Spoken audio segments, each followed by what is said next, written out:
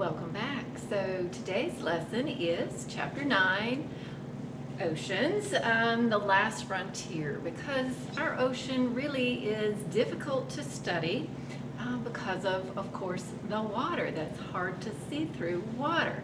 So this is part of the hydrosphere, major portion of the hydrosphere, as we learned in the introductory chapter, and we spoke about, in the last couple of chapters, the importance of water.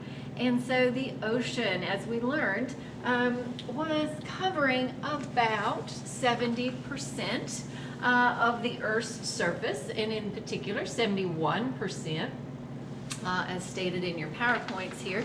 And that leaves then approximately 29% of Earth's surface covered by land, the continents, and islands comprising the rest. So a large, vast majority of the Earth's surface is covered in water, the vast world ocean they speak of here. And we have mentioned that our planet is unique in our solar system, that it is covered in water, and it's often referred to as the blue planet because of this. And so the northern hemisphere versus southern hemisphere, the northern hemisphere has more land, and so it is called the land hemisphere, and the southern hemisphere is basically a water hemisphere.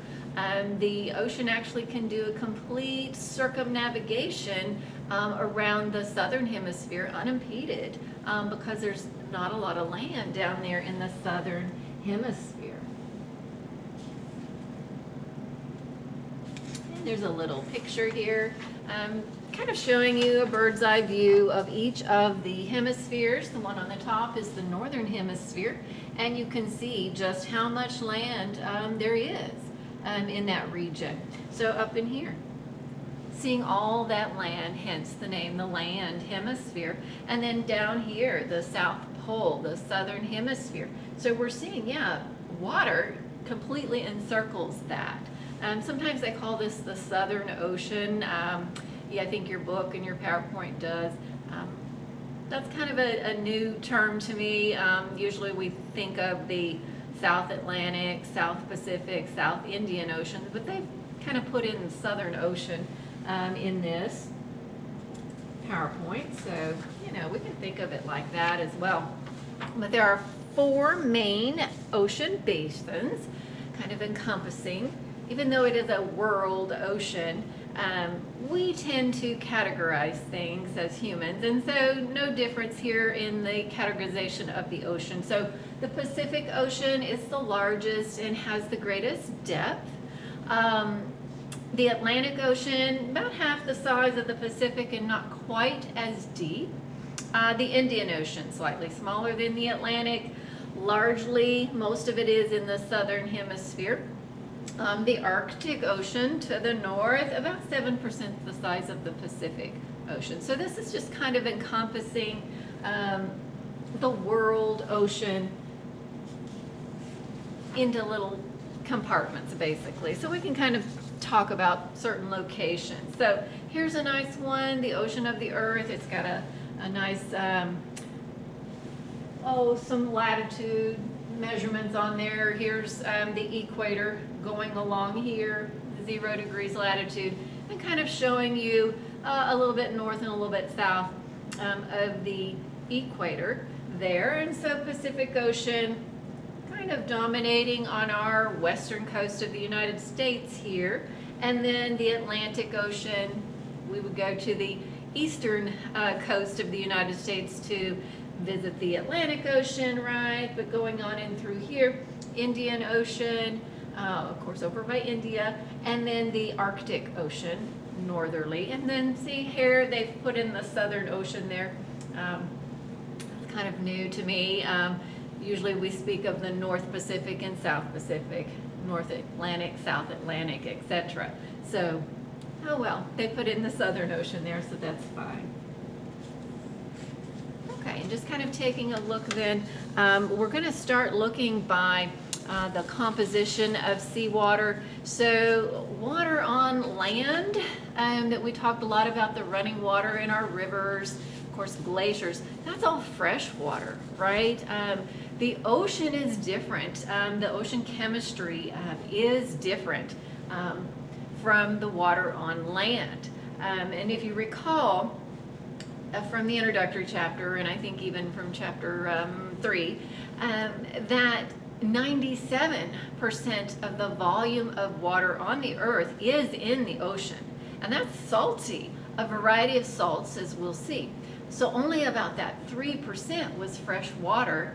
And if you recall, most of that, 2/3 of that, is tied up in the glaciers as ice, frozen, so we can't use that. And then about 2/3%, so 0.66%, was in groundwater, usable for us. So out of all that water on the planet, most of it is seawater. And so the chemistry of seawater, the composition of it, we've got some terms, physical kind of properties that we talk about here.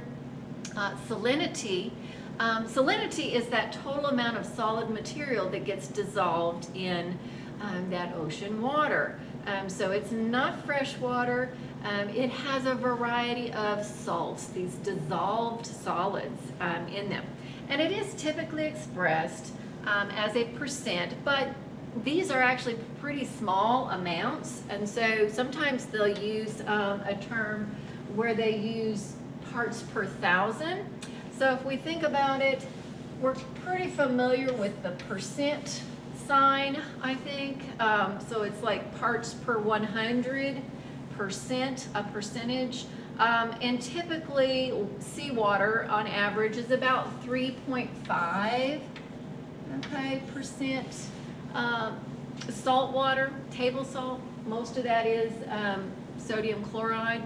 But if we were to look at that in parts per thousand, so you would write that as with 2 little zeros. This is parts per thousand.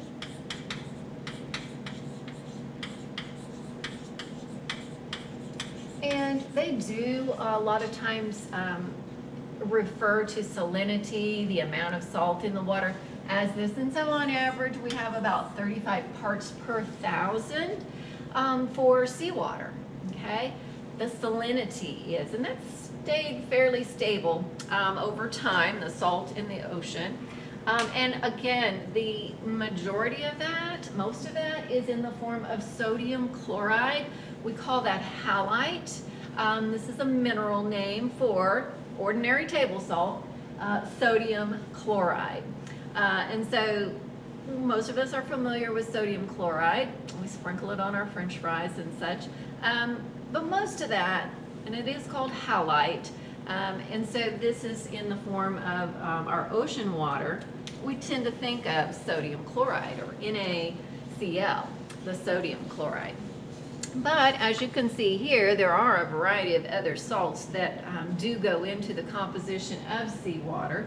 But that parts per thousand, as you can see here, say we had a 1,000 gram sample here that we're looking at, the salt portion of that sample would be 35 grams, right, out of the remaining water would be 965 grams of water. And so we call that 35 parts per thousand because it's such a small number in percent. But you'll see it either way.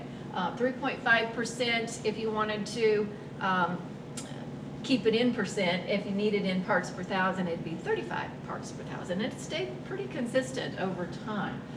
So yes, sodium and then chloride are your major chemicals in there, but you've got all sorts of things. We have some sulfate, magnesium, calcium, potassium. A lot of those little metals in there are actually eroding from the land, and so as water from the streams coming across the land, they're dissolving some of that, if you remember, and carrying that ultimately back to the ocean. And so some of that has come from running water across the land and carrying it to the ocean, where some of these salts have come from. Some other minor constituents, a little strontium, bromine, a little carbon, right? But mainly it's going to be your sodium and chlorine. So sodium chloride. which we call halite in geology. That's a mineral name for sodium chloride or table salt. Okay. So sources, as I mentioned, chemical weathering of our rocks. And so on a continent, that's some of the sources coming from there. And another major source is, of course, Earth's interior. And so we do have volcanism, so we have volcanoes that do erupt. These can erupt on the ocean floor, and they will bring forth gases. This is called outgassing. So major eruptions on the Earth continuously going here and there.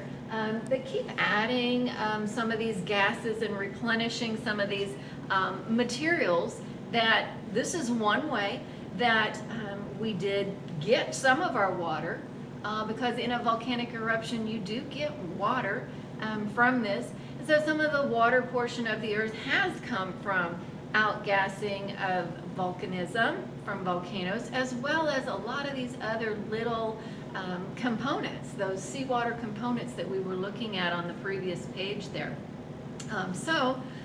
These are a couple ways that the ocean has become saline, or the salinity, the dissolved salts in our seawater. And that composition, as I've mentioned before, has remained relatively stable, kind of around that 3.5% or 35 parts per thousand over millions of years. And so that must mean that material is being removed as well as being added back and forth, and keeping that in a nice balance over all this time, okay, for it to have remained stable like that.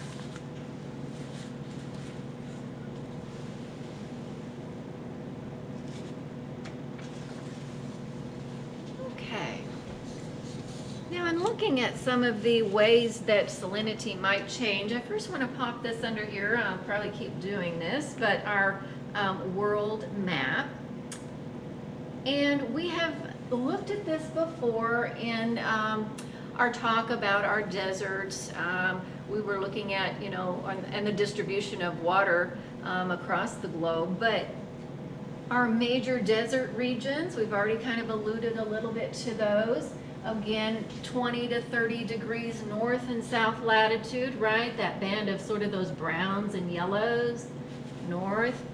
Here's 20 to 30 degrees south. So we're noticing our major kind of desert locations, and we talked about how those were in the subtropic region.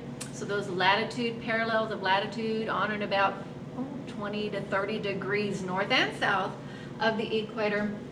We atmospherically have a condition of a high pressure system, if you recall the subtropical highs. And that's a region of sinking air. And when you get sinking air, we've learned that you get compressional warming to happen when air undergoes more and more pressure as it's sinking. As you get closer to the Earth's surface, greater and greater pressure. And that warms, and that dries up any clouds and any moisture. And so that's where we have sort of the great major deserts regions. So a lot of evaporation would be taking place in those locations. Also, right here along the equator, maybe 10 degrees north and south of the equator, you see all those pinks and red or salmon colors in there. Those are known as the tropics. And so in those locations, we get a low pressure system kind of going a discontinuous band along the equator there, where we get a lot of precipitation. So a lot of rain being added to the ocean in those locations. That's our tropical regions. And so you can see from the atmospheric influence that we're getting regions of high pressure, regions of low pressure, so places where we're going to have major evaporation happening and major precipitation happening. And so that's going to have a bearing on, what our salinity is going to be. These processes, evaporation and precipitation, will influence the salinity, or the parts per thousand, or the parts per hundred, something like that, percent of our salts being dissolved. And so Here we're talking about the processes that affect salinity, seawater salinity, and primarily it is due to the changes of water content in your solution, in your ocean water. So these will include the addition of fresh water due to precipitation. So places that are getting a lot of precipitation, we would expect that salinity of the ocean there to be less saline, right? Because we've added a lot more fresh water. Runoff from the land, so those regions that are located closer to the continents where rivers are draining, bringing some runoff from the land. Icebergs that might be melting, so any of those calving off of the glaciers into the sea and those float along to a warmer region, let's say they begin to melt, they're going to add, remember our glaciers are fresh water, so as those melt, that's going to kind of act to dilute those solid particles. And so icebergs melting, sea ice melting, so ice out there on the ocean that just happens to be melting. So these are going to change your solution concentrations. Some other ways, the removal of fresh water by evaporation. And so those regions, right, 20 to 30 degrees north and south of the equator, those are the regions where you're going to get a lot of evaporation, very dry locations.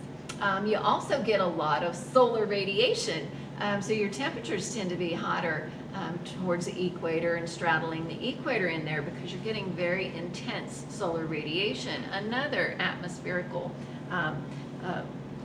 factor that adds to this. So here you're going to have removal of the fresh water through evaporation. If you remember, evaporation is taking a liquid and going to a vapor state, right? So going up as water vapor into the atmosphere, that's going to remove it from your ocean water.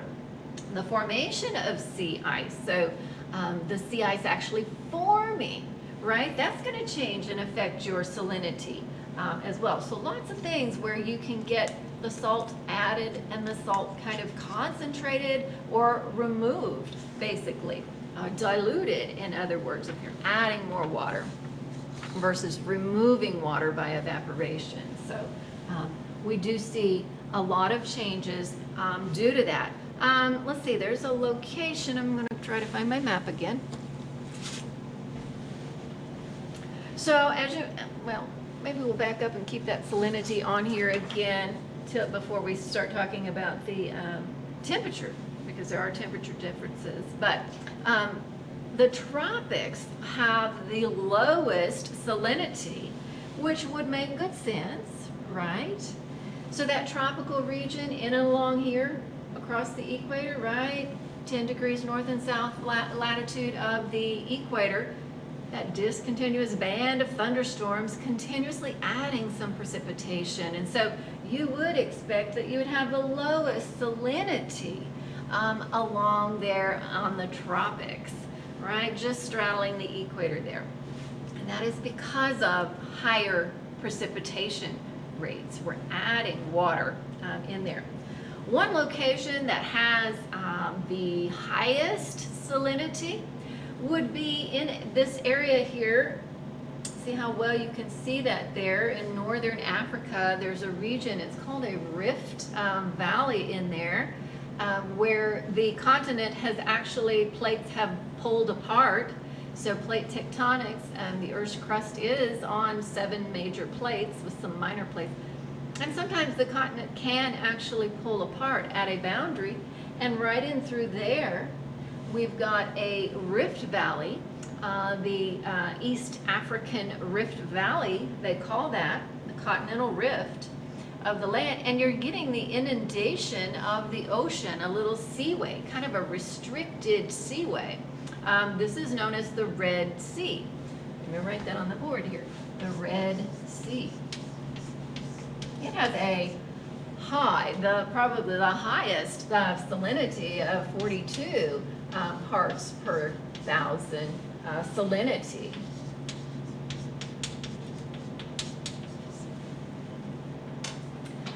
In that location.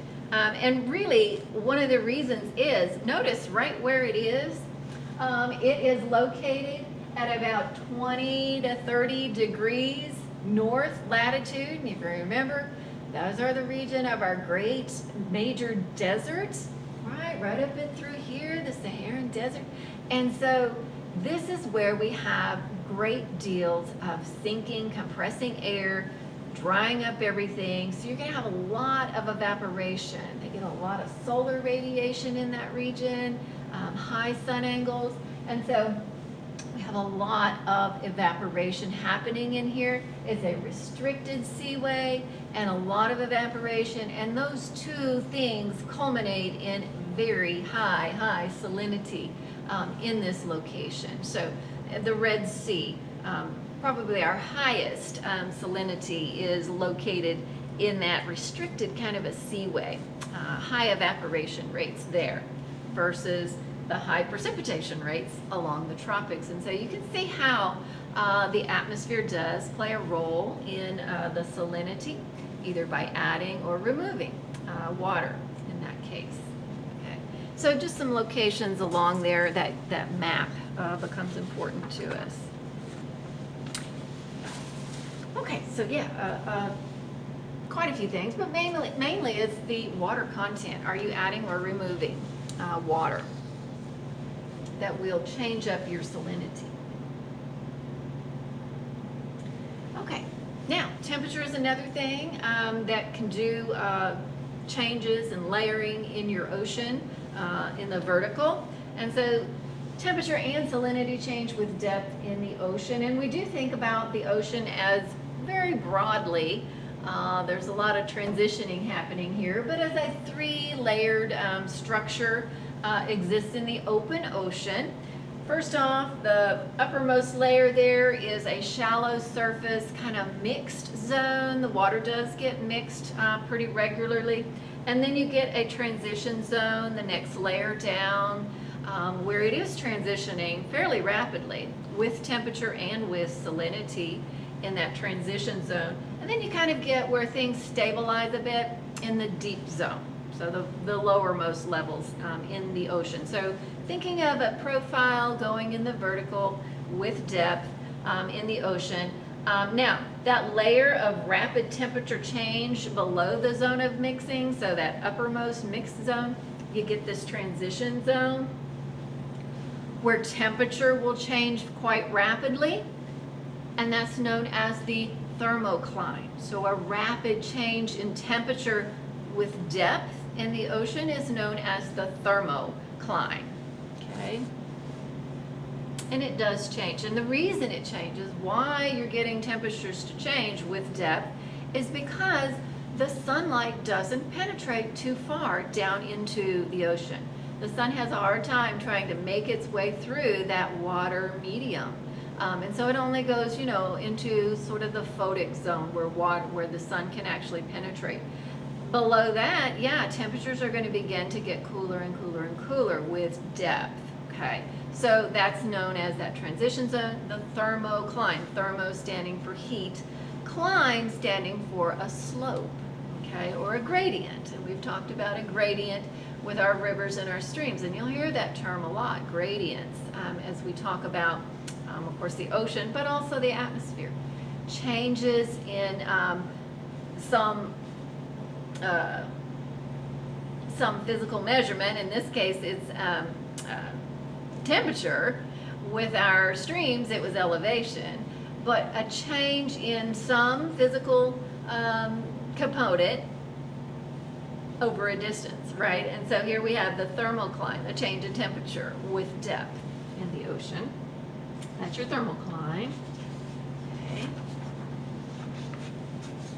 Salinity will do the same thing with depth. So it corresponds to those three kind of layered structures describing that we described for temperature. Same sort of thing happens with your salinity. You've got a mixed zone up towards the surface, you've got a transition zone, and then you have a deep zone where things have stabilized. And this happens as well with our salinity. So that rapid change in salinity is known as the halo zone. So halo, stemming from that term halite. Remember, halite is the mineral name for sodium chloride. And so it's coming from the halite, the halocline they call it. So that change in salinity, the halocline. And it corresponds with the thermocline. There are changes in both temperature and salinity within that transition zone layer with depth in our ocean. Okay? And so think of a thermocline and you think of a halocline.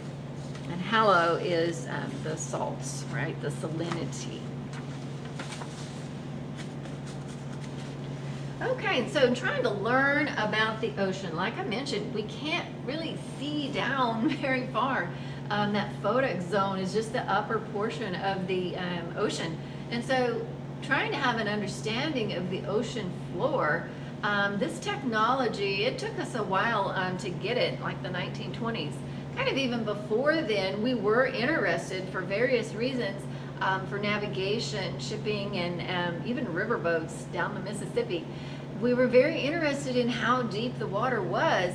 The Mississippi, for example, if you remember, we talked about our streams and how they would meander, and we would get these cut banks and point bars, those sandbars and gravel bars. And so in the navigation along the Mississippi River, it was important to the sailors to be able to navigate through those sandbars, right?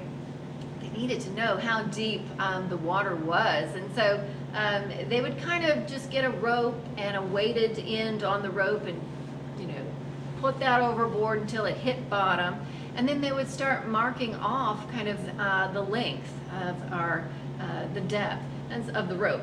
And so they would kind of go, pull the rope like this, and they would call that kind of 1 fathom, although they didn't really call it fathoms on the riverboat region. And then they would pull a second one. So kind of a fathom is about 5 to 6 feet, kind of like what your wingspan or your arm span would be.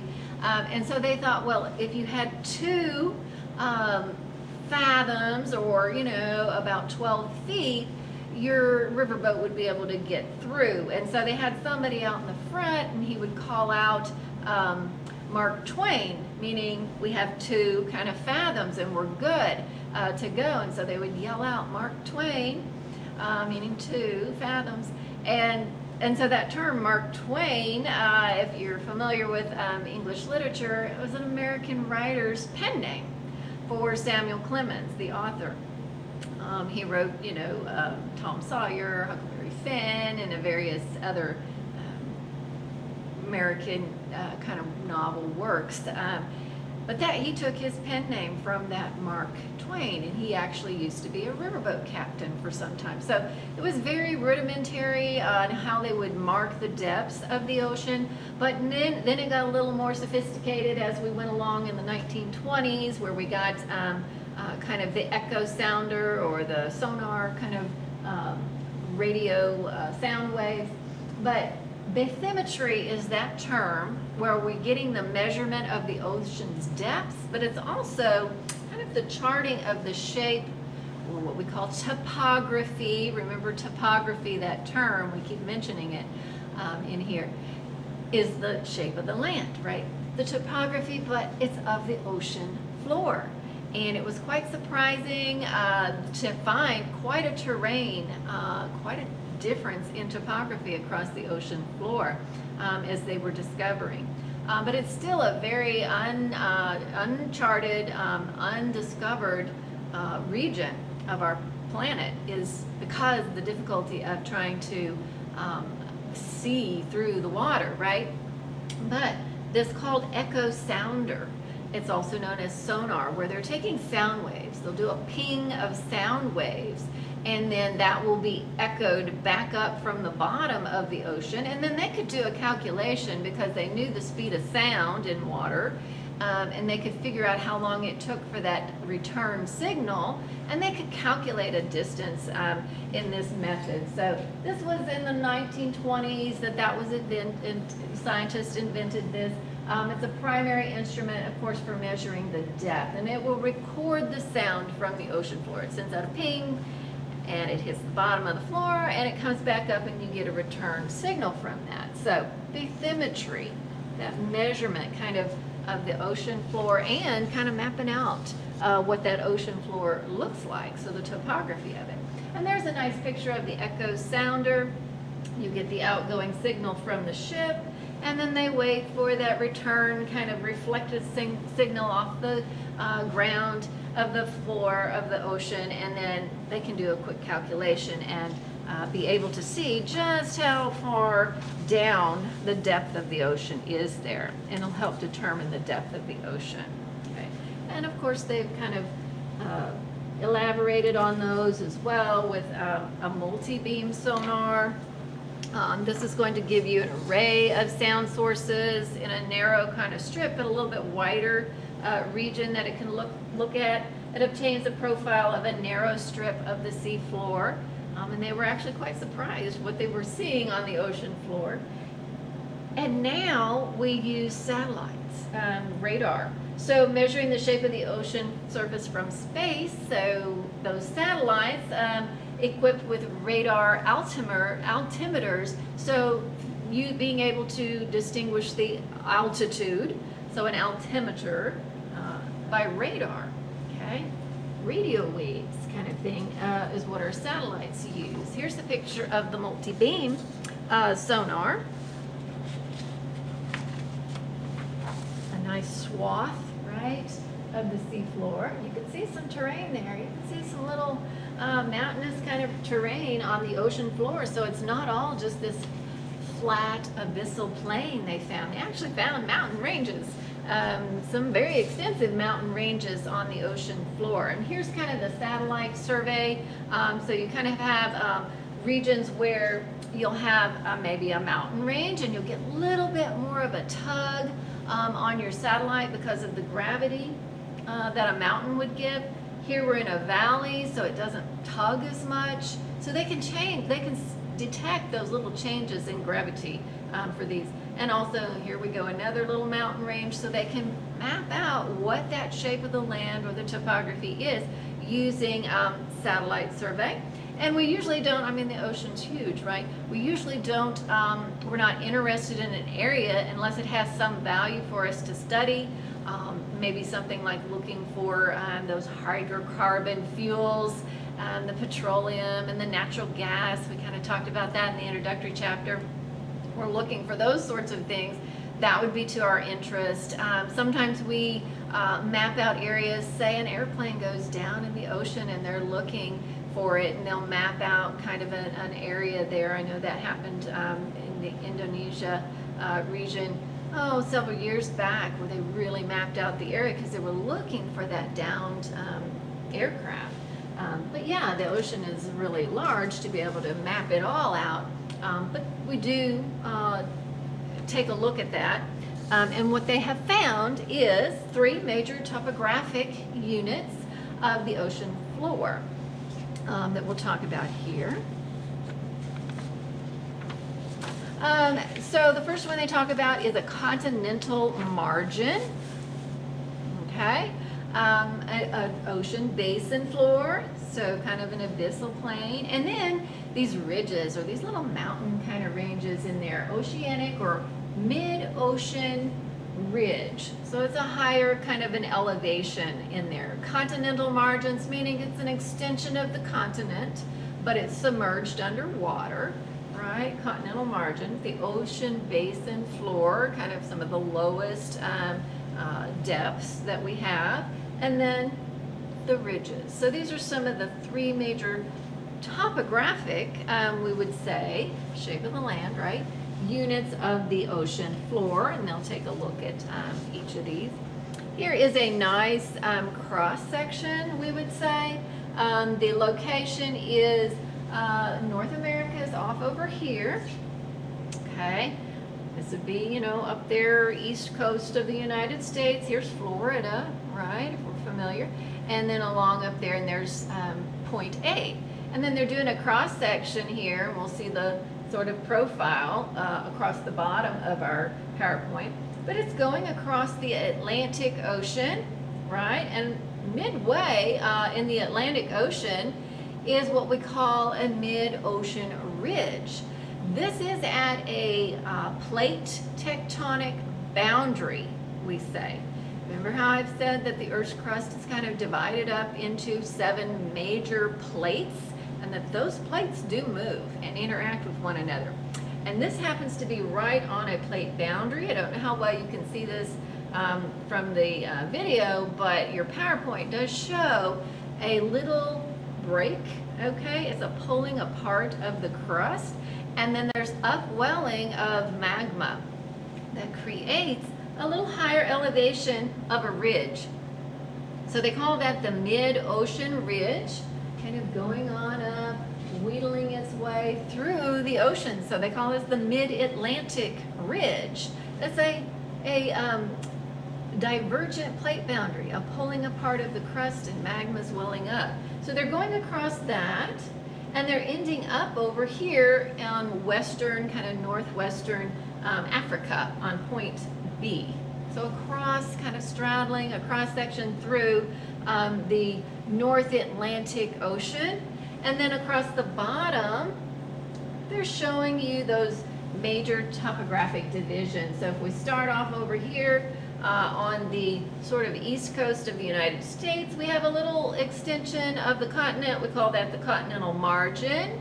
Okay, it's kind of a drowned kind of, it's under the water, but it's an extension of the continent along here, and you can kind of see it there in white all along there. Okay, and then we go across the ocean here, and we have the ocean basin floor, fairly level kind of region in there, and then we hit right here along the mid-ocean ridge, and you start to get the elevation. So that's sort of a mountain range there that's developing higher elevation because of the upwelling of the magma right along that ridge. And then we go to the other side of it. So we're going through here again. We got the ocean basin once again, so a pretty level area. And then we're hitting the kind of northwest side of Africa, where we're hitting another, on the other side here, continental margin of the African continent. So right off on over here. And so this is sort of just a little cut with a nice profile here of the topography, showing you those 3 main kind of divisions of a continental margin, ocean basin floor, and then we happen to have an ocean ridge in there, and then the same reflected on the other side of that dividing kind of center there. A nice little picture depicting those. So we talk about passive continental margins and active continental margins. So this has to do with plate tectonics, which is actually talked in great detail in your chapter 5 in your book, although we have skipped that in this unit or in this course. It is talked about in depth in the geology course, and some of you have had geology and some of you haven't, but in this is where we're talking about the motion of the plates, right? Sometimes they pull apart, like with a mid-ocean ridge. Sometimes, though, those plates are coming together. They're converging. And when that happens, you will get one of the layers to descend or subduct beneath the other. And then that creates a lot of melting, a lot of friction, a lot of melting, and you'll get magma and upwelling that will cause what we call the volcanism that we see expressed outwardly on the land surface. But they're talking here about a passive versus an active continental margin. So whether or not it's at a boundary, a plate boundary, or if it's not at a plate boundary. A passive continental margin is not at a plate boundary. It's a continent that's just kind of along for the ride with the rest of the plate, okay? It's a passive one. That's why they call it passive. It's just kind of along for the ride. So these are found along most coastal area that are surrounding the Atlantic Ocean. Oh, let's see if I have a nice picture of that. Okay. All of those would be passive margins. So here's our Atlantic Ocean in through here. We have an active boundary, right, at that mid-Atlantic ridge. That's a divergent boundary, but our continent here and our continent here, they are not at an active boundary, plate boundary. So they're just kind of moving along for the ride, okay? That's a passive boundary, okay, there, for the Atlantic Ocean. Okay, these are not associated with plate boundaries, right? They're just along for the ride. So they are going to experience little volcanism, little to no volcanism, and very few to no earthquakes because they're along for the ride. They're not at a boundary where there's a lot of activity happening. So these are called passive continental margins, okay? The extension of the continent, but it's submerged underwater. So features of first off, we'll look at the passive margins and then we'll look at the active margin. So here's features of a passive margin. Okay. And some of the things you're going to see, you've got your continental shelf here, okay, extends a little ways out. It is an extension of the continent itself, but yet it's submerged underwater. You'll see something like a continental slope. It's a fairly steep slope that is kind of the seaward extension of your continent where you're beginning to transition from continental crust to oceanic crust.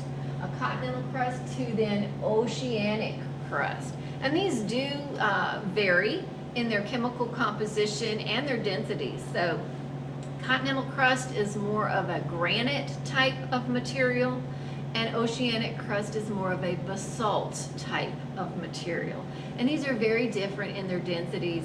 The oceanic crust, the basaltic crust, think of volcanic crust, is really very dense, right? And so it'll be the one that wants to kind of subduct when you get an interaction in that. And then the granite is a much less dense type of chemical composition to that type of rock, a granite. So you're continental and then it transitions into oceanic type of a crust in there. Sometimes you'll get a little continental rise they talk about where you'll start to get an increase in elevation of your slope there. A rise they talk about. Some other things you see on a passive margin is these things we call submarine canyons. And so these are kind of extensions, they're getting cut by rivers that are coming from the continent, coming from the land, making their way to the ocean, and they're actually still that action of the river that's sort of creating and cutting, okay, a canyon in there. And a lot of times you can get the turbidity, a bunch of sediment-laden material that'll go down those canyons, and that we'll see, we'll talk about here in a bit. Well, here it is, a deep sea fan. So all of that material that is bringing from the rivers, a lot of sediment, laden water coming down, right? And it'll come down, and just like we saw with our alluvial fans in the desert region, so the water was coming down the mountain and hit the basin and it fanned out, an alluvial fan. Well, you can get this in the ocean as well. And it's called a deep sea fan, but it'll spread out, kind of looks like a fan. That's why they call it that. Kind of a turbidity, sediment-laden, dense sediment-laden material. And it kind of fans out as it comes down the submarine canyon into a deep sea fan. They call that. So that's something you'll see. But you'll see, these are all kind of passive margins that they talk about. And then of course out here, we're starting to level off and get into the abyssal plain, a very level sort of region out there. But all of that is sort of the continental margin out there. It's an extension of the continent, but yet it's under the water. So to kind of visit a passive continental margin, oh, we had a good picture. Let me see if I can find it. Somewhat good picture. Back up far enough. Maybe. Yeah, this picture here. Well, you can kind of see that. Florida is a great place to go see a passive continental margin here in the United States. So notice how, right here, you're seeing that great extension. So there's the continent above the water, and then this continental kind of margin here is in sort of the whitish color. It's a nice extension there. So this is all what we would see in a passive margin, and our east coast of the United States, including there Florida, for sure. This is a great example of a passive margin. I think out on our East Coast, Florida in particular, is a really great example of a passive margin. If you're traveling here in the United States and want to go see a passive margin, that's a great place. Another place that's associated with why we're so interested in it is that the Gulf Coast region, if you recall, has a tremendous amount of hydrocarbon fuels. Remember our hydrocarbon fuels, the petroleum, the oils, the natural gas, right? You're going to find that out in the Gulf as well. So again, a wonderful place. Here's sort of the Gulf Coast, and there's Florida. Going along the Gulf Coast, you do see sort of a passive. You're going to see that buildup of the continental shelf. And we've got some rich hydrocarbon fuels out in there. So a lot of the drill rigs you're going to see out there on that continental shelf, right? That's what they're after, are those hydrocarbons that can get in those sediments, that buildup of material, all that material kind of washing from the land, and all that sediment that's got laden with the hydrocarbon fuels over time, right? That sediment that has built up. So it does allow the sediment to build up on a passive continental margin. And so really, we got important hydrocarbon deposits out there associated with sort of out there on the continental shelves, we would say. Okay, and so some things you do see, that continental shelf, that's a flooded extension of the continent. Of course, that is going to vary greatly with the width, but it gently slopes, and it does contain the important oil and mineral deposits that we're wanting to drill. So you'll see your big drill rigs a ways out from the continent, out there on that continental shelf. That's what they're after, kind of the flooded extension. Oh, well, here's a nice picture here in your PowerPoints of the Gulf Coast, right? So in along there's Louisiana, and along there, so sort of that flooded extension of the continental margin, the continental shelf. And this is where we're going to see all of those wonderful hydrocarbons that they go after, kind of drilling for, important mineral deposits, large reserves of the hydrocarbon fuels out there on the continental shelves. And here's a nice picture of those oil rig, almost like a whole city out there. I don't know if any of you have worked on one of these, or your family members have worked on these, but that's like a city that is just 24 hours going, continuously out there. Wonderful food, I hear. You got your seafood right handy in these. So they're out there looking for all those hydrocarbons there. That's kind of on a passive margin, we would say. Okay, and so here's some more, a little bit on that continental shelf. They're mantled by extensive glacial deposits. And so even along our east coast, we had talked about, when we talked about our glaciers, how the glacier extent, you know, it didn't come down here to Arkansas, but it did make its way, of course, to New York and Minnesota, and even midway through Missouri, extensions of this. So those glaciers brought extensive, right, deposits, that glacial till, and you can get an end moraine, or even recessional moraines, bringing all that glacial type of deposits. And so that ends up then on those continental shelves. And so a lot of that thick accumulations of shallow water sediments, most consist of thick accumulations of shallow water sediments. They may have New York here, yeah, because that Long Island is actually an end moraine, a glacial till deposit that builds up the land there of Long Island. So yeah, this glacial deposits they talk about had a way to deposit and build up on that passive continental margin. Okay, passive in that it's just along for the ride, so that accumulation of sediment could happen in a passive margin. So there they're mentioning New York there, off the coast of New York there. The continental slope, and so that kind of cross-section profile was talking about a continental slope, and that's marking the seaward edge of the continental shelf. It just sort of, a steep structure where it kind of drops off a little bit. It's relatively steep, and it's the boundary between the continental crust and the oceanic crust, where we're changing from the granite type material of the continent and going and transitioning to the basaltic or basalt type of rock material of the oceanic crust. And so that slope is kind of a transition boundary in there. And that's a slope, so they call it relatively steep structure in there.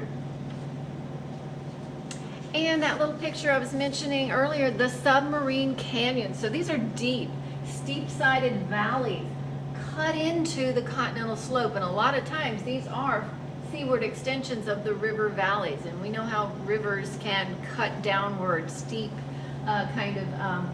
valleys can get cut. So a lot of these are just extensions of river valleys that end up getting submerged in the water. So most of them do appear to be eroded by what we call turbidity currents, these sediment-laden water that, it's going to want to flow downhill.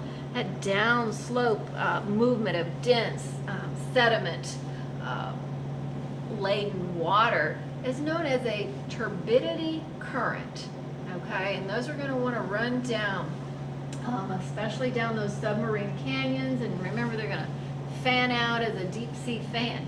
But turbidity currents, okay, downslope movement of dense sediment-laden water are known as the turbidity currents.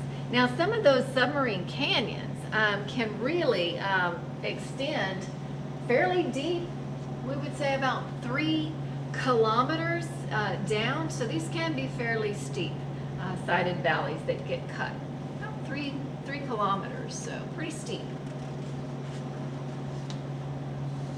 And so those turbidity currents, there's kind of your definition there. Downslope movement of dense sediment-laden water. Okay, and the deposits of that. So when this goes through the sedimentary rock cycle and gets turned into, lithified into stone, we call these deposits turbidites. And we have some good examples of turbidites here in Arkansas, believe it or not. From the Ouachita kind of mountain area. The Ouachita Mountain actually, all of Arkansas, at one time was completely covered in the ocean, and I know that I have mentioned that before, but these turbidites. So let's just have something here of a little kind of history, geologic history of Arkansas, where when it was covered in the ocean, we're looking at the subterranean here. You're seeing some submarine hills. You're seeing the fans, sort of the deep sea fans, those fans that come from the submarine canyons in there. And then we have all these rivers that, those are above the sea level at that point. But look how far the ocean went up. Here's Little Rock even. So, it actually covered the whole state at one point. But at this point in time, we're talking maybe about, I want to say 300 to 250 million years ago, that time frame of geologic time, where this was covered with the ocean. You do have some deep sea fans happening in here, creating that sediment laden through the turbidity currents. So kind of in our Ouachita Mountain region, off there by Arkadelphia, and I'll pop the other map up under here in a second, we do see some wonderful outcrops of this evidence in the rock record of the turbidites. So just another thing that does tell us, yes, Arkansas was covered by the ocean. Just one additional thing, I mean, there are many things that let us know this, but this is another one. This existence of these turbidites And so the region that I've got a sample from is really from the kind of the Arkadelphia region, from the Ouachita Mountain region, some turbidites, the Lake de Grey region. But yeah, the diagram of the turbidite. So here's actually the turbidites, and I've got it set the right way.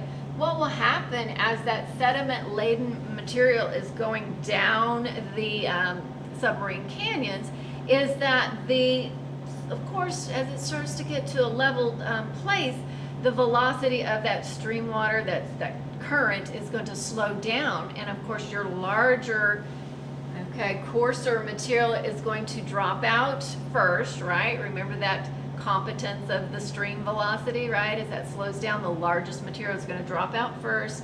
And then as it continues to slow, then that finer material will begin to drop out. And so what I've got here is a turbidite example. You can see the coarse material first gets dropped out, and then as you go up, this is the orientation, the finer and the finer, maybe the sandy, and then the silty mud type material, very, very fine grain, settles out last, okay? And so you get sort of this series of this fining up, meaning the grain of the sediment size becomes finer and finer upward. So that's a series of a turbidite due from those turbidity current episodes that can happen. And then it gets solidified, lithified, turned into stone, right? Well, of course, the ocean's gone now. We don't have the ocean over Arkansas anymore. But the evidence of that is in the rock record. And so I think I have a picture of that. Let me see. Well, here they're showing you the turbidity currents, how this is manifesting itself. So you do see coming from the land, those rivers, right, cutting into, creating a submarine canyon, an extension of a river valley into the ocean. And then here you've got your deep sea fans, right, coming out. There's one there, there's one here. And here they've taken a little snapshot of that turbidity current material, the turbidite deposits, and then here you see you've got the coarse grain material and the finer material settles out last. And so then you can see series and episode after episode of this. So it will layer another episode of another turbidity current comes along, and you get another layer of this. And so when that turns to stone through the sedimentary rock process, you get what we call a turbidite deposit. And we do have that here in Arkansas, as I mentioned, kind of near Arkadelphia in that Ouachita Mountain region of some turbidite deposits in de Grey Lake, the Spillway region. I don't know if anyone has been to visit there. A lot of geology groups go out there and study the turbidite deposits. But notice how the bedrock is tilted. Those turbidites are going to go in a horizontal fashion initially. The Ouachita Mountain region has undergone a tremendous amount of deformation, structural deformation, as the land has changed over time.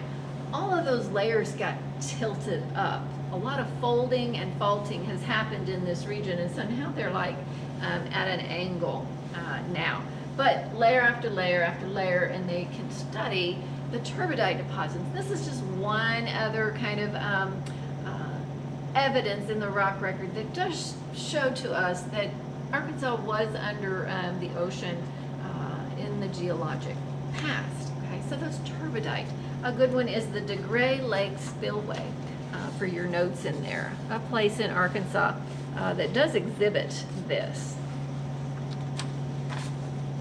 And they were laid down by the deep sea sediments by those turbidity currents.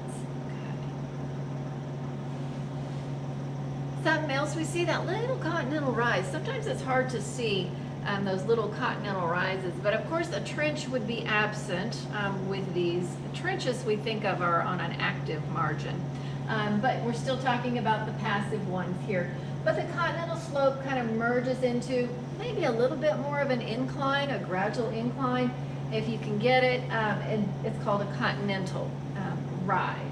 So at the base of the continental slope, turbidity currents that follow the submarine canyons deposit sediment that form those, as I mentioned before, they're finally kind of bold facing the term, the deep sea fans. And they will fan out, and that's kind of why they call it a fan.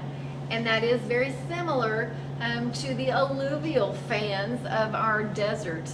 When we talked about the deserts, water coming down from the range and hitting the basin and fanning out. The Bajadas, if they kind of connected up. But these were known as deep sea fans, kind of an extension of a river valley, going down those submarine canyons, the turbidity currents bringing them down, right, fanning out, and they're called deep sea fans.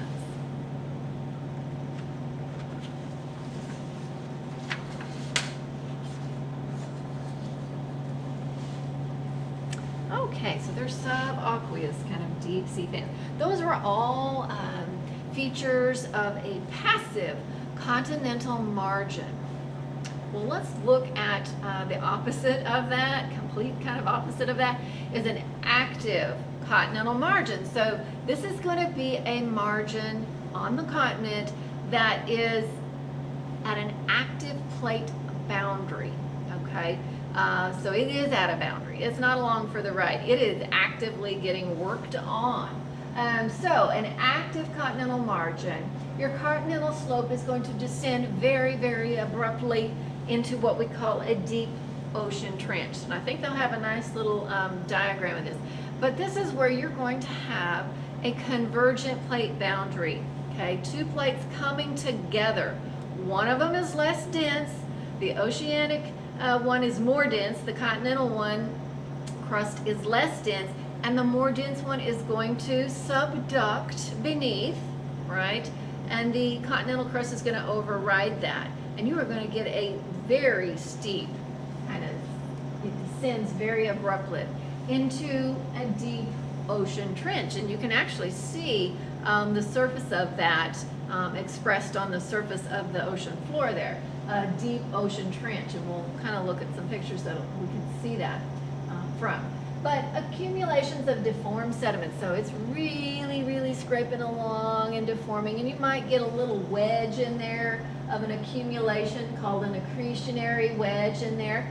But the subduction zones, those subduction zones, sometimes they don't get a lot of sediment. It's really getting recycled in there. The subduction zones have little or no accumulation of sediment. So they don't have a nice elongated continental shelf like the passive margins do.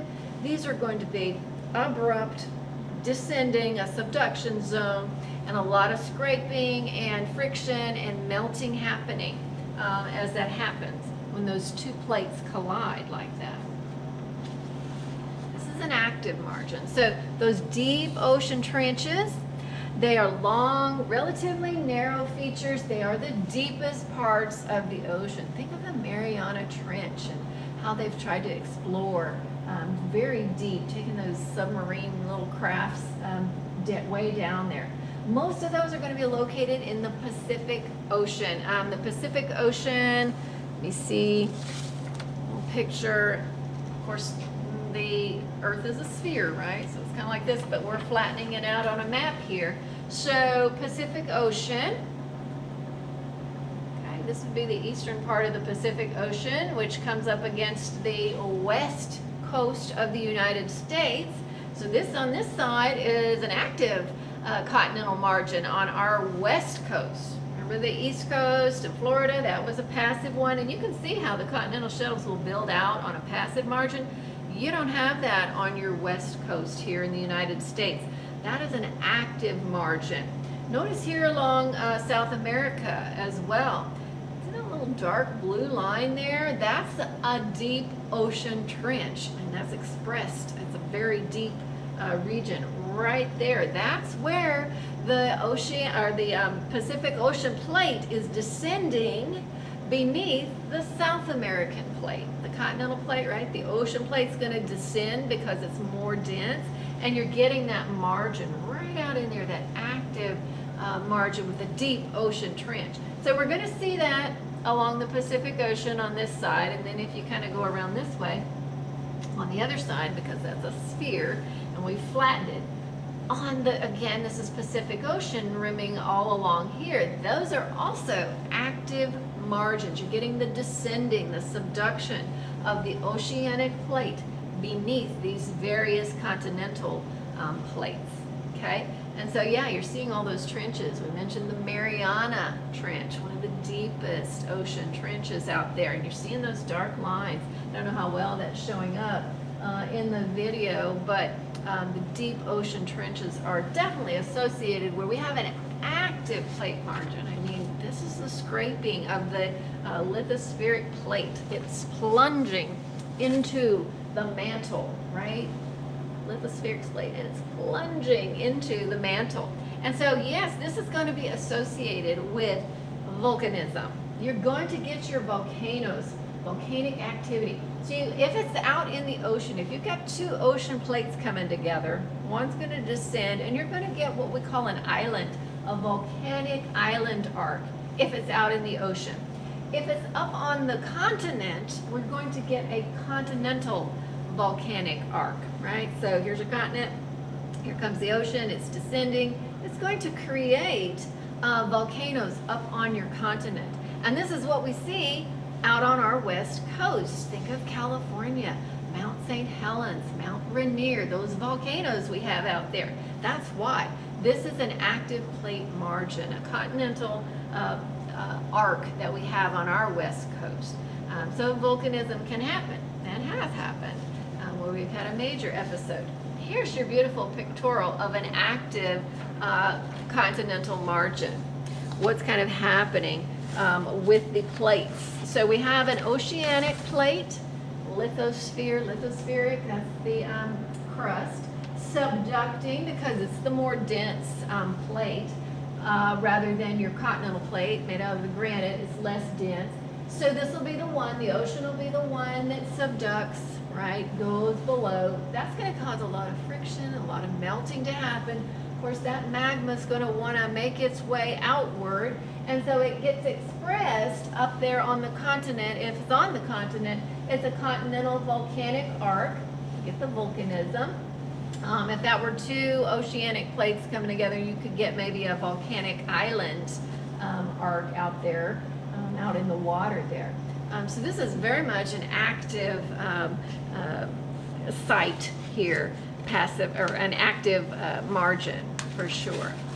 Volcanoes. Of course, you get your earthquakes too when you get that motion happening in there. So lots of, there's your trench. Right off, the coastal ways, you're going to see that trench. That's that dark blue that was on the other map there. There's a deep, kind of steep oceanic trench. Okay, and that's an outward expression of what the subduction is happening. It's getting expressed as that trench there. But a very deep, deep trench you can get. Now here again, I was speaking of the South American plate in there. And this is on the west coast of South America, right? Here's your Pacific Ocean plate. It's the one subducting, right? And there is your trench. There's your deep ocean trench. It's an expression of that subduction zone. And so, yeah, you're going to see that on your west coast of South America as an active margin as well. Think of the Pacific Ocean. Lots of active margins along the Pacific Ocean. Atlantic Ocean, think of passive margins, okay, for those around the Atlantic Ocean. There's an active margin right down the ridge there. So, okay, so the abyssal plains, deep ocean basin now. So the abyssal plains, these are likely the most level places on the earth. There can be sites of thick accumulation of sediments. Of course, the sediments can take a very long time to settle out on the deep ocean basins in there. But these are very level kind of regions, and they're found in all of of course, it's a world ocean, but in all those major oceans that we compartmentalize, right? Pacific, Atlantic, Indian, Arctic, that kind of thing. You can get seamounts and guyos. So these are if you had the volcano happening out there in the ocean. Right, so an isolated kind of volcanic peak out there in the ocean. It's called a seamount. And so many of those are going to form near oceanic ridges where we're getting a lot of activity, motion of the plates. A guyot is basically where for some period of time your volcano was above sea level and erosion kind of flattened off the top of that, right? To the point that now that's submerged again. So it's sort of like a flat kind of table looking structure. It's called a guyot.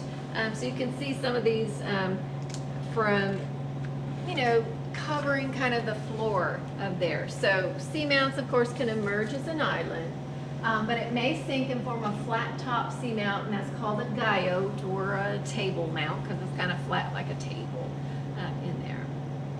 The mid-ocean ridges, I would say the Atlantic Ocean, the mid-Atlantic ridge is probably the most studied ocean ridge that we have, but it's characterized by a little elevated position because of course this is where we get seafloor spreading. It's a divergent plate boundary. You're getting upwelling of the magma coming up, creating some new crust in there. So it is a little bit of an elevated position. You get a lot of extensive faulting because of course you're moving apart crustal plates, but we're on a sphere, so that's going to have all these little offset kind of faults or breaks in the crust when that happens. Numerous little volcanic structures developed on that newly formed crust. One location along the mid-Atlantic ridge is towards the north is Iceland. Iceland is actually right over the mid-Atlantic ridge. This is a very volcanic little continent there of Iceland. A structure there out in the ocean. So yeah, you're getting a lot of little volcanic structures going on, but it's right over that mid-Atlantic ridge. It just happens to be above sea level out there. Yeah, so here they're showing the little picture of how we've got crust that is pulling apart, diverging, we call that a divergent plate boundary. And it makes its way through the mid-Atlantic. They call it the mid-Atlantic ridge, right? But you're getting the upwelling of that magma, and it creates sort of a ridge up and along there, a spreading center all the way through there. So here we are, there's North America, that would be our east coast of North America.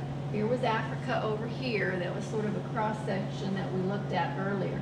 But this is what's happening along the mid-Atlantic ridge. That's probably the most prominent feature in the oceans, forming almost a continuous mountain range.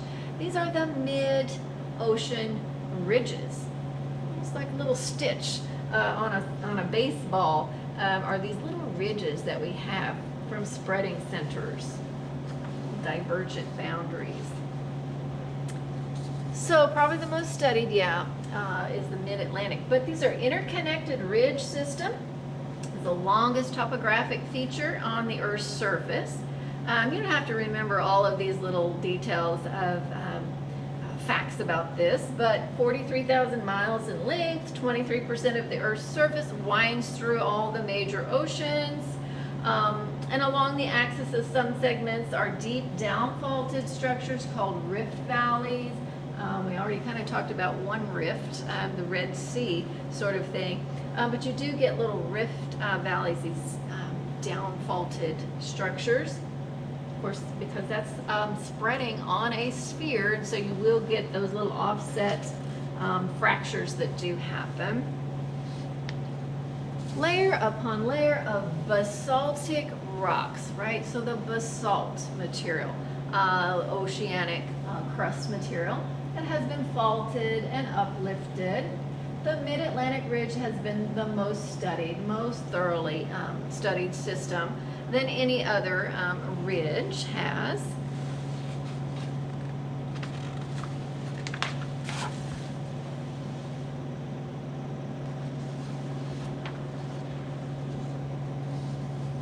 Okay, so that's sort of active and passive margins. So out on our East Coast, think Florida and the Gulf Coast even, those are passive margins. They're just along for the ride. They're not at a plate boundary. But out on our West Coast, that is an active plate margin. We do have a lot of where we have potential for volcanism and earthquakes going on because it's right at a boundary, at a plate boundary. So active versus passive. Now we'll turn our attention to the seafloor sediments. These can tell us a lot about Earth's climate history, the relative age of the ocean floor as well. But these sediments, this variety of sediments we're going to talk about. So the ocean floor is mantled, just covered with these sediments. The sources of where these are coming from, of course, turbidity currents, right? So the sediment-laden kind of material that goes downslope of those submarine canyons, kind of extensions from river valleys coming from the land, right? So from our rivers, so land material making its way to the ocean. That sediment can really slowly and settle from above, getting down to the bottom. Sometimes the rates of sedimentation where that's falling out can be rather slow, but there's all sorts of dust in the atmosphere that slowly rains down onto the ocean, and then those particles will ever so slowly but make their way to the ocean floor and settle out. So settling to the bottom from above. Of course, thickness is going to vary. Your thickest in the trenches, maybe even tens of kilometers in some regions, but you are going to get variations in where you're going to get more accumulation and less accumulation. It's not just equally kind of dispersed. So thickness does vary. Your Pacific Ocean, about 600 meters or less, and the Atlantic Ocean will actually vary quite a bit from just how far away you are from the mid-Atlantic ridge. Remember, the ridge is where new crust is forming, that upwelling of the magma, right, at the spreading center. So your accumulation is going to be very thin right near and on the ridge, but the further away you go from the ridge, the thickness of the sediments can get up to 1,000 meters thick the farther away from that ridge you get. So really the Atlantic Ocean, because of the mid-ocean ridge, that spreading center, it really will vary quite a bit. And of course, mud is your most common sediment on the deep ocean floor. And the mud, a lot of times we'll have some iron coming from the land, the rocks from the land, iron, turning it kind of red. So sometimes they'll call that a red clay, the deep ocean mud. It's more like a red clay. And that's probably your most common sediment, would be the red clay or the deep ocean material. And that ends up settling out on the deep ocean. Okay. So here are our main types. I think they maybe talk about 3 main categories. There's actually a few more that they don't mention in here, but as far as any assignments would go, we'll stick with these main 3 here. The first type is called terrigenous sediments, and of course this is coming from terra, coming from the land, right? The earth, terra, coming from the land. So it's material weathered from the continental rocks, terrigenous material. Virtually every part of the ocean is going to receive at least some. Those fine particles, that silty material, that can take a very long time to finally sink.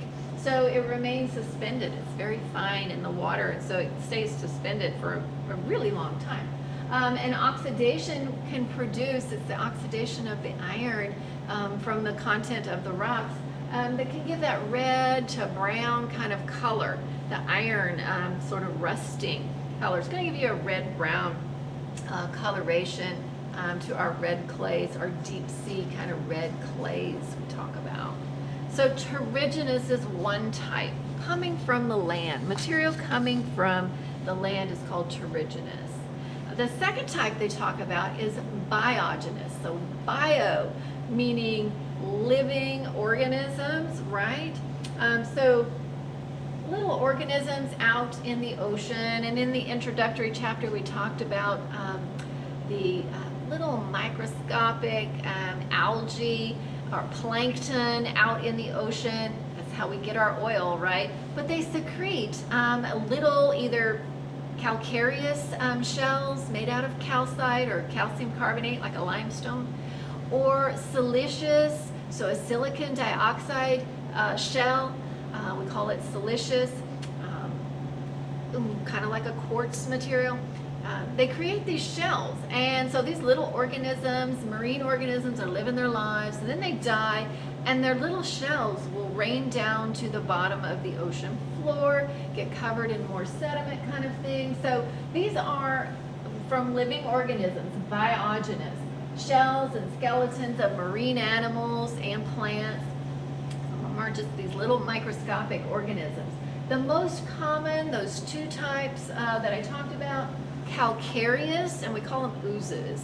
Calcareous oozes, right? They're produced from little microscopic organisms that have created these elaborate, beautiful shells to help them in maneuvering in their ocean environment. Some of them help them float, spines and spicules on them, very ornate, some of these are. Siliceous, the silicon dioxide type material, skeletons of diatoms and radiolarians, they call them, little microscopic single-celled organisms, plants and animals, both, with a siliceous kind of a silicon dioxide shell. So calcareous ooze, siliceous ooze are probably your two most common types of biogenous sediments. You can also get phosphate-rich materials derived from the bones and the teeth, so all the organisms that are living their lives, right? And when they die, of course, their bones, their teeth are going to fall to the bottom of the ocean and the marine scales. And then that sediment compacts on them, heats them up a little bit. So we call those oozes for the siliceous and the calcareous oozes. But these are biological in origin, so they're called biogenous sediments. And here's a couple pictures of our biogenous sediment. Things like chalk, our little foraminifera or coccolithophorids. These have calcareous types of shells. A piece of chalk, yeah, these have billions of little microscopic single-celled organisms called coccolithophorids, and they are making up the chalk, right? So when I write on the board, I'm just spewing out calcareous ooze there. So yeah, look at the ornate shells that they create to help them maneuver in their marine environment. And so foraminifera or coccolithophorids, the chalk, is a good example of a calcareous ooze. Over here are the radiolarians, and just look at how ornate the spines and the spicules that really help them float, kind of increasing their surface area so that they can float and maneuver the ocean better. So radiolarians, of course, diatoms were another type. These would be the siliceous oozes, so the silicon dioxide type of a secretion, biogenous. Those are probably your two most common of the biogenous, the calcareous and the siliceous oozes, we call them. And then our third category of seafloor sediments is called the hydrogenous sediments. These are going to be minerals that crystallize directly out of the seawater. So things like a manganese nodule, these little just nodules that have kind of crystallized out of the water. Any calcium carbonates. Now this is non-biological. Sometimes you can just get the calcium carbonate to precipitate out of the water itself. Nothing to do with the organisms, right? So this is a non-biological method of getting calcium carbonate. Your limestone can just come out. Metal sulfides, and so we do have little openings on the ocean floor. We call them black smokers, where you can get all varieties of metal sulfides spewing from there. You get this little chemosynthesis type of little environment happening very near the ocean bottom. These little metal sulfides, again, these are coming, outgassing from internal part of the earth. We talked about outgassing earlier on, where some of these metal sulfides can come spewing right on up through openings in the Earth's crust on the ocean floor. Other things we call evaporites, and so you can get the water to kind of evaporate off, and you're left with sort of a mineral deposit, right? So an evaporite. We do talk a lot about different evaporites in geology, of gypsum evaporates, of salt itself, and the sodium chloride evaporates can happen as well. Okay, so this is just one picture of some hydrogenous sediments. These are just crystallizing or precipitating kind of out of the seawater itself. Oh, here was the black smoker that I was referring to. And you get a whole little environment. It's a chemosynthesis. This is actually too deep in the ocean to be near sunlight where photosynthesis would rule. These are down way deep, and you get the chemosynthesis happening for their energy. Oh, this is actually, you probably can't see it too well, but this is some really deep sea crab down there, some all really strange organisms. You get a lot of the tube worms and different types of organisms on the ocean floor there. Around these black smokers, a lot of sulfide, metal sulfides coming up from that region in there. There's some hydrogenous, oh, these were the manganese nodules on that side there, coming from there. So the distribution of these marine sediments, okay, kind of where their source regions are coming, it's kind of where we're going to see some of these. And so it's color-coded. You might not be able to see the color coding too well, but all the white is the terrigenous, so derived from land, as you would expect. Most of that's going to be around the continents because it's coming from the land. So yeah, you're seeing sort of all that white. And you're seeing it on the passive continental margin where accumulation of those sediments can happen.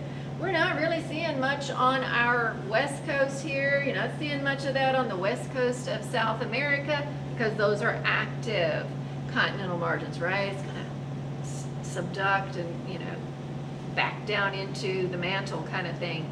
So you don't see a lot of that on an active margin, but you sure will on a passive margin.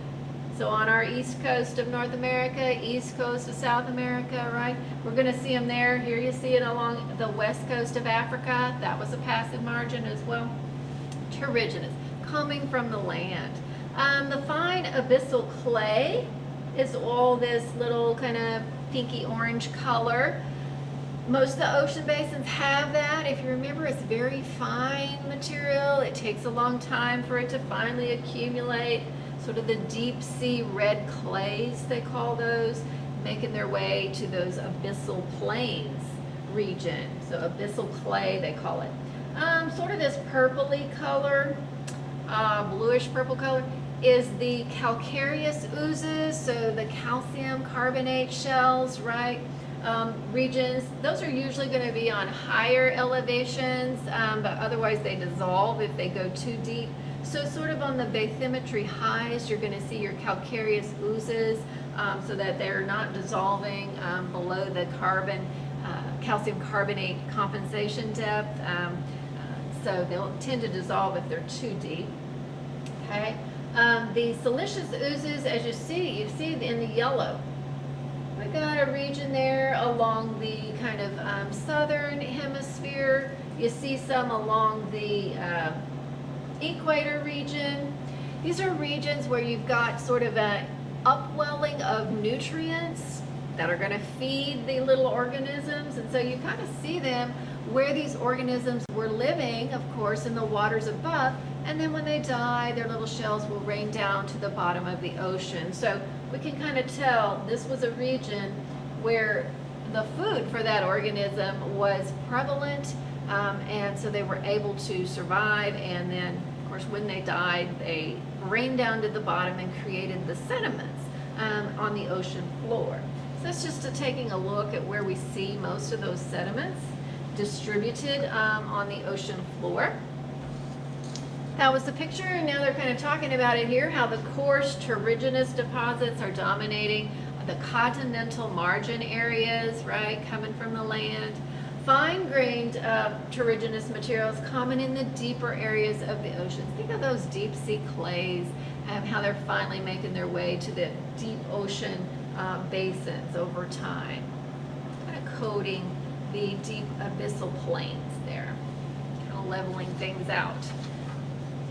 The hydrogenous sediment comprises just a small portion of the ocean sediments there. A few places where very little sediment at all accumulates. And we did mention the mid-ocean ridge, right? That's where new crust is developing. So you really aren't going to see a lot of sediment right there. That's where new crust is kind of upwelling in there. These I don't think are in your PowerPoint, but some pictures that I had from the JOIDES resolution. So a ship that goes out and actually drills cores down on the ocean floor and brings up sediment to study. And then those sediments are kept in refrigerated locations at the Gulf Coast Repository at Texas A&M. So that's the ship that goes out on those expeditions and brings back the cores. Of course, they're going to take a pipe and bring up the sediment, but of course they'll cut that sediment in half and then store half in the archives. The other half actually gets used in research, okay, or even classrooms sometimes can use it. Oh, there's our guy, Phil Rumford. He was the superintendent of the ship and stuff like that, and the cores. He kind of oversees that, who gets the core samples and that. So here's a good example of the cores laid out, and they're studying those there. But it's a drill core sample, and then they take little toothpick sized just little bits of that sediment wherever they're interested in a particular layer there, and they'll spread that out on a glass plate and make a little microscope slide. It's called a smear slide. So the core sample gets collected by drilling into the sediment layers in the seafloor. You get your little sample, and it's used to prepare the smear slide, and you can view that sediment under the microscope. And so here we have a good portion of a diatom, one of the siliceous ooze organisms, biogenous material in there. And so they can study what little fossil organisms were in their sediment. This can tell you so much about Earth's climate history. It can tell you about the relative age of your sediment layers. So tremendous help in recording Earth's past climate history, because of course these organisms are going to be living through, you know, various climates, and we will see them reflected in the sediment. So we can tell something about the climate change. What was the climate like for these organisms to have survived? And so you can tell a lot about Earth's climate history and the age of the seafloor. This is a study known as biostratigraphy. It's a big old long word, but bio means studying those once living organisms, fossils, and their content in the rock record. So stratigraphy. We keep talking about the geostratigraphic provinces of Arkansas, so the rock layers. So really it's your fossil content in the rocks, in the seafloor sediments, the rock layers. And it can determine the relative age of your ocean sediment, and you can gather insight about Earth's climate history, because of course life in the sea is going to change as the climate changes, right? And that biogenous fossils that we do see in the rock record there is going to record those changes, right? So what were the temperatures like? We know what those temperatures are needed for those organisms to live in. What was the ocean chemistry like? You know, because a lot of those calcium carbonate ones will dissolve, right? And so we can kind of get a feel for what Earth's past climate history was like by studying these seafloor sediments. So they're very, very useful for that. Okay, and so that's kind of a look at the Earth's kind of last frontier, the oceans. This is chapter 9. In chapter 10, we're going to continue with our ocean unit and looking at the active ocean. It is continuously in motion with the circulation, surface circulation and deep ocean circulation, quite different in there. And we'll also start to look at the wave action, the wave mechanics, and the actions on the coast, and how it can kind of change the coastline over time, so erosional abilities and depositional abilities. Does that sound familiar? So again, we're dealing with water coming from the ocean, and definitely it can erode, it can transport, and it can deposit. And so we'll kind of look at some land features and terminology from the very, very dynamic and active ocean. So that's going to be in chapter 10. And so I can't wait to get back with you. So bye for now. Thank you.